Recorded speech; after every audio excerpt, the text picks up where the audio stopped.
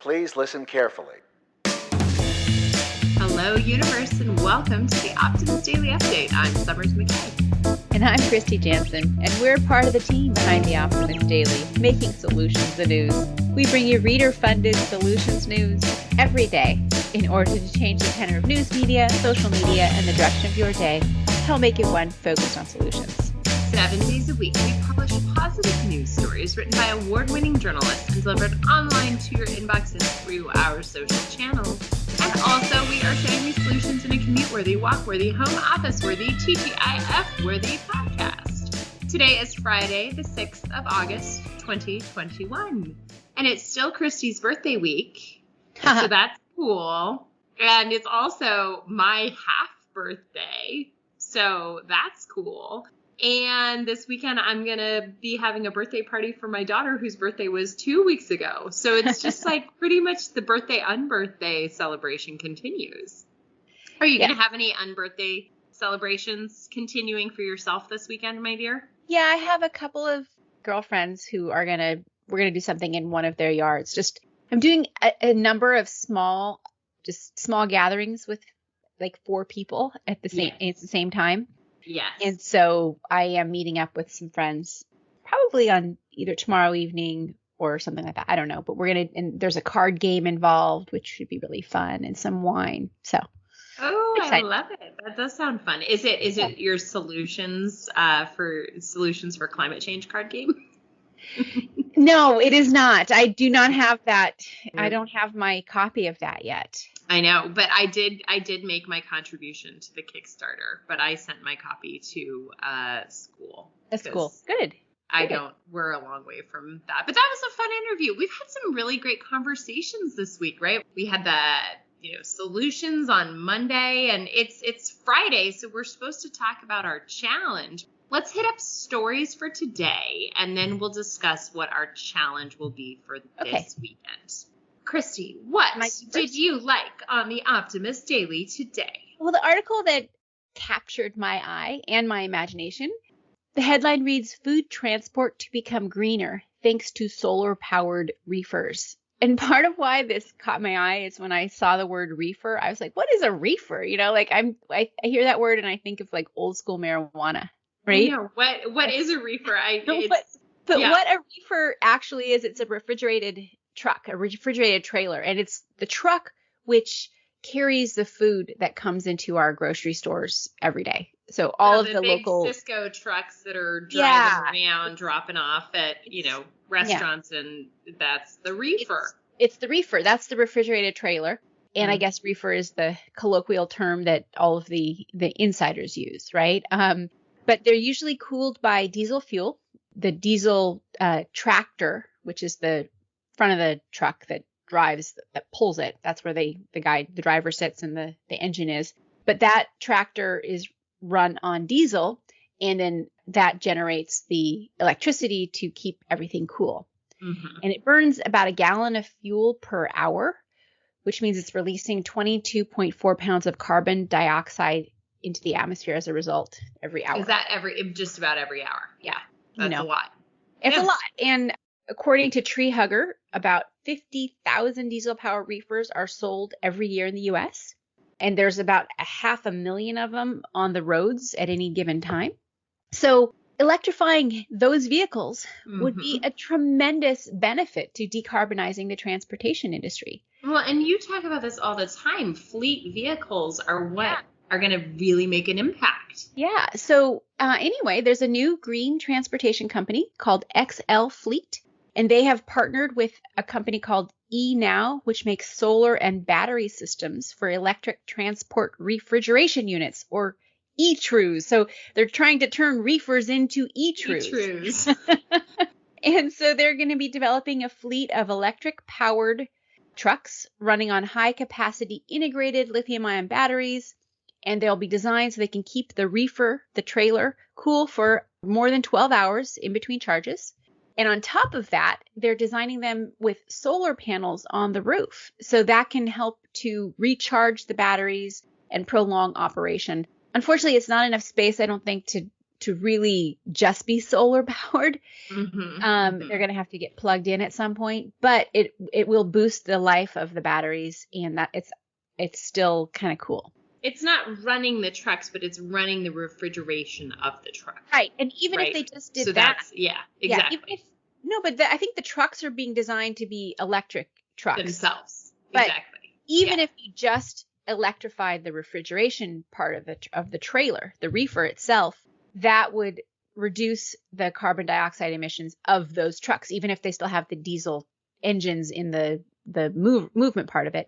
That would reduce the carbon dioxide emission by as much as 15%. So even just electrifying the refrigerated component would be a benefit. I just think this is yet another area where we can decarbonize our food systems. We can reduce our impact on food. So today we were driving and there was a Tesla that drove by, and there was a custom license plate that said something like burn zero or something. And my husband made a comment that, unless he has a solar powered house, that's not true. And I think that it is so valuable in this particular effort that they're using solar power in addition to electrifying, and recognizing that electrification isn't the only goal. It's the access and, the sort of acquisition of the power source, and that solar is really a viable resource to be layered into this process. Yeah. And Summers, you need to send your husband the article that we just published a few weeks ago or a week ago about the study. The study that, as a matter of fact, even in areas that are largely run on coal, which is the dirtiest power source you can have in terms of a power grid. Yeah. Even there, driving electric vehicles drops emissions significantly. Exactly. That is one of the myths of that people who are really into. He's not wrong. Burn zero is not true, right? Like there's no burn zero. No. There's nothing. And so it was more the issue with the license plate of claiming burn zero, right? Where it's like, that's not true. Like you're not, and that I think also needs to kind of adjust that the whole idea that like it's net zero or burn zero, or we can't pretend that living on this planet, we're not going to have an impact of some kind. It's about reducing it, not to zero, but to the least amount possible. Summers, just breathing releases carbon dioxide. Yes. So we all release carbon dioxide. Exactly. As humans existing on this planet, we release, but animals existing on this planet release carbon dioxide because they breathe too. Which is fine. It's just we have to be balanced in the actions that we take. Yeah, exactly. Speaking of balance, Summers, what do you want to talk about today? Well, first, I was invited onto a podcast called Unpacking Possibility with Dr. Tracy Stein last week, and I think that episode ran this week. If you guys have a chance, I'll probably put it on our social somewhere so that you guys can take a listen to it. But in that conversation, it was really she's a psychologist and a therapist. And so it was really about sort of this experience of being human in the world these days. And she wanted to know more about my experience being human. And in the conversation, in addition to talking about the challenges of running a company and being a mom and having a toddler and being part of this pandemic, I made the comment that in my priorities and the things that had to be my priorities for the last 2 years, physical fitness and physical health really just didn't make the top cut, right? I did the best I could, and Brennan and I hit yoga once in a while, and there were a few walks in here and there, but physical fitness just wasn't my priority, and my body knows that, right? And my clothes know that. And as I am starting to go back out into the world, as the world is starting to go back out into the world with different measured processes and potentially wearing masks again, but still we are going back out there a bit. And it can be really intimidating. And from a body image standpoint, I have been wrestling and struggling. My priorities of running a business and keeping my family together and nursing my daughter and all of that meant that, nope, haven't lost the baby weight. In fact, there might be a little more, right? And so, you can get really down on yourself. So this headline today, I think, spoke beautifully to my experience. And I know, Kristy, we've talked about this. So the headline reads, how to maintain a positive body image as we head back out into the world.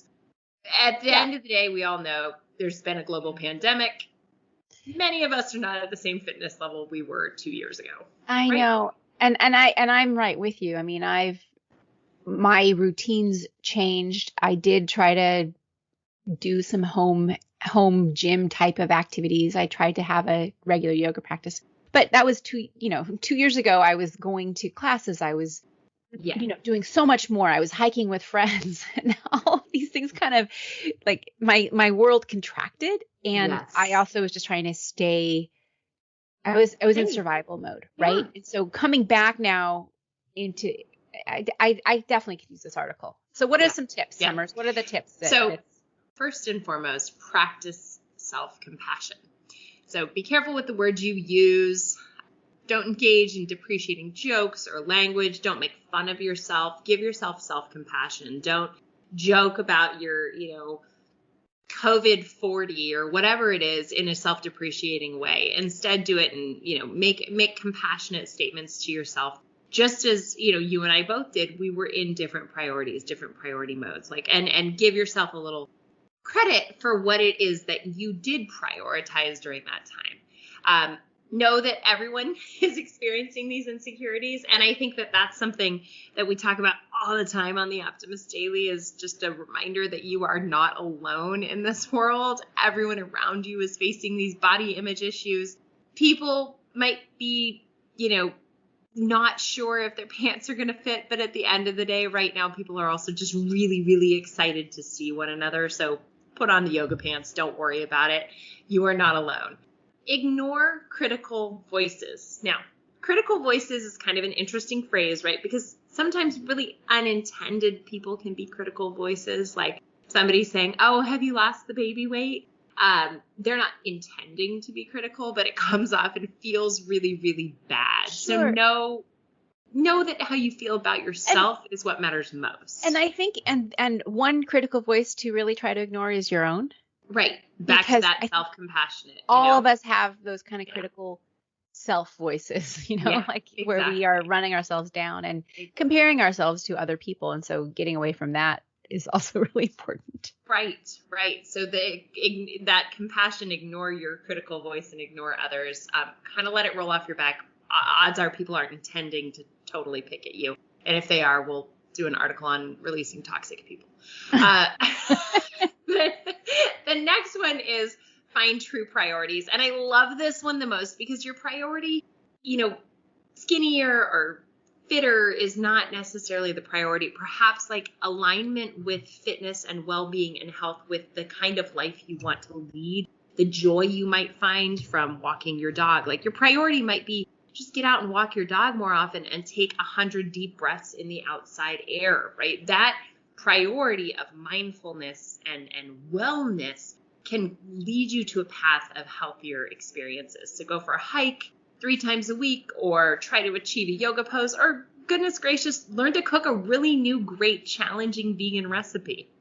Also, focus on what your body can do, not what it can't.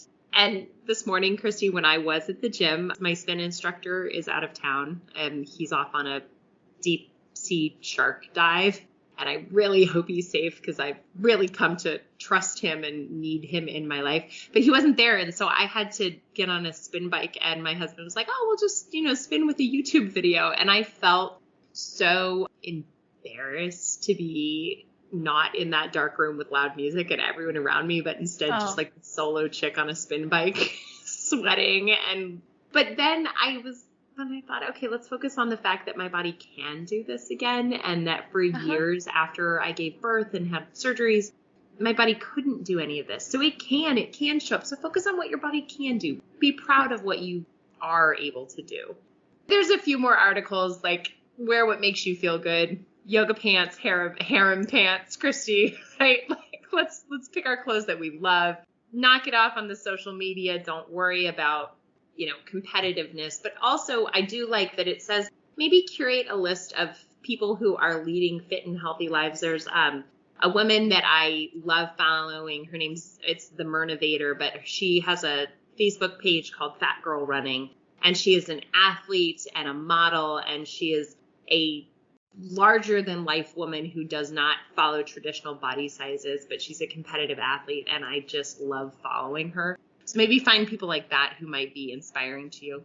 And then, Kristy, what is it always? How do we always end our recommendation list on this one? Just remember to say thank you and be grateful for what we have and for who's in our lives, and just get focused in that kind of that inner equanimity and being grateful for health and stability and our body for protecting us from things out there, and just getting attached to our body. I think one thing that for me I'd like to remember, and sometimes I tend to forget, especially if I have new aches or pains, or if I have this, is I want to love my body, whatever it looks like. It is where it is, and it's not me necessarily, but it is where I live.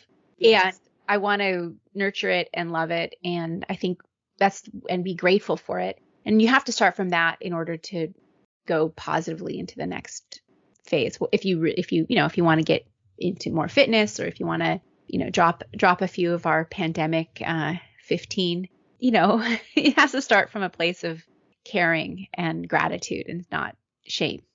So, Summer, did I lose you? So all of a sudden my power went out, and we're sitting here. I have a candle, and the whole house went dark, and then a uproarious thunderclap shook my home. So I am unsure where the power outage is, or if it is going to be extensive, but I called back in on my cell phone. All right. Well, I can finish this call. So anyway, other than gratitude, which I think is where I left you, Kristy. Well, I kind of feel like this might need to be our challenge for the weekend, right? Yeah, I mean, we are trying to do challenges, and just to review the possible things that we've talked about from the week. On Monday we talked about the game and finding joy with that solutions game. Tuesday we talked about mental wellness and rest. Wednesday we talked about how taking breaks can help us learn.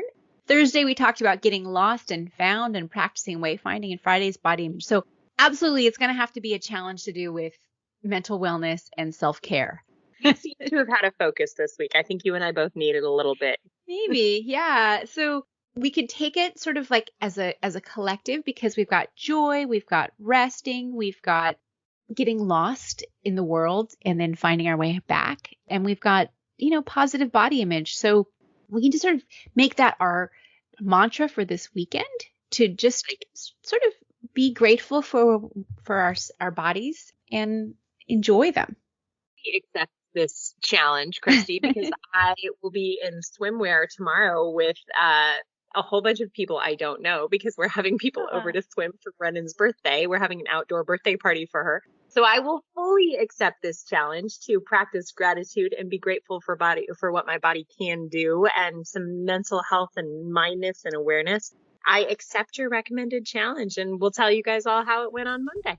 Great. Well, that's all the time we have today. So let's just wrap this up. Thank you, everybody, for listening to the Optimist Daily Update. To see these stories and more, go to theoptimistdaily.com. We promise to keep sharing these kinds of positive solution-based stories and new ideas on how you can participate in a changing world, help ensure it is changed for the good, and also really embody your own joy in it. That is what we all hope for you and for us and for everybody. And if you're not already, please consider becoming an emissary on theoptimistdaily.com, and you can help support reader-funded independent journalism that is The Optimist Daily for as little as $5 a month, and help us keep The Optimist Daily free for everyone who needs it, supported by those of us who can. Thank you so much, everybody. Have a great weekend, and we'll be back on Monday with more. Thanks, guys. I got to go find my breaker, see if my lights can turn back on. Bye. Bye.